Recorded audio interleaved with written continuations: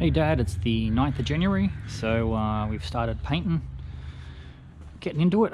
So let's do a quick walkthrough. So what we've got is, this is what it looks like. So we've gone through and we did a primer coat on the whole lot, and I sprayed that with the gun. I'll show you the gun that I bought.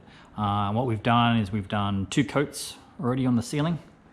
So it's looking pretty good. Probably just a couple little touches that we've got to do around the lights. The lights are just temporary at this point in time.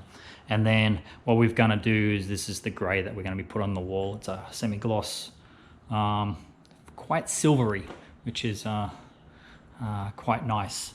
We're going to leave the windows white, and this is what it's looking like. So let me just put the second set of lights on.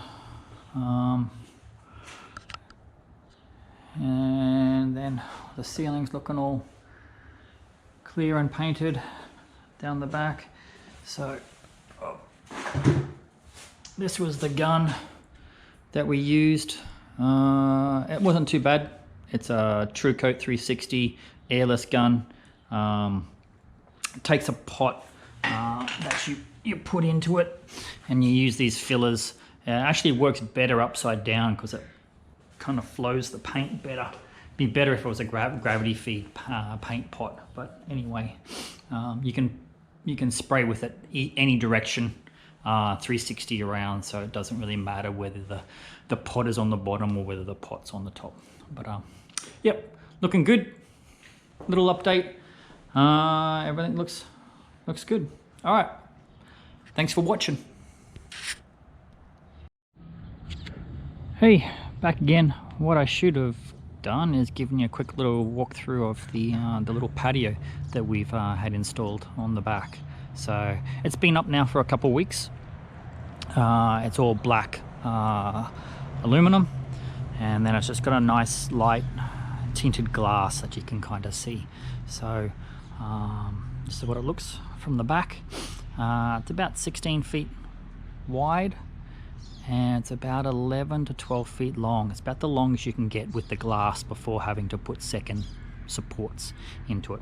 Little drain, so all the water runs down. It's quite hidden in the way that they've put it into the built it into like the edging around the patio, which is really nice. And what we're doing is we're kind of getting rid of the old walnut tree that used to be here. Some of his roots were quite deep in the underneath the patio, and then we found him. I actually found some of his roots underneath the garage when we were digging out for the back and the tank and everything else. So that's almost finished. So the patio itself is all finished.